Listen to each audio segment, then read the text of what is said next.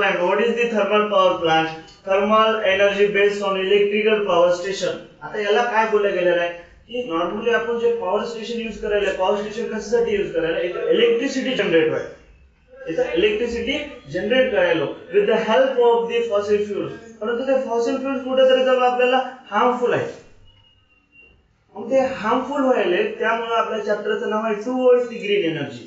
Towards the green energy चॅप्टरचं नाव त्याच्यासाठीच दिलेलं आहे. जे फॉसिल फ्युल्स यूज करायलो, फॉसिल फ्युल्स हे लॉंग टर्म पर्यंत आपल्याकडे टिकून राहणार नाही. फॉसिल फ्युल्स बनण्यासाठी लाखो, हजारो, करोडो वर्ष लागलेले. त्याचा जर आपण असंच यूज करत राहिलं तर ते आपल्याला समाप्त होणार. त्यानंतर त्याचा यूज केला तर त्याच्यापासून भरपूर सारे एअर पोल्युशन होणार आहे. अशा वेगवेगळ्या गोष्टी आपल्याला दिसून येतात.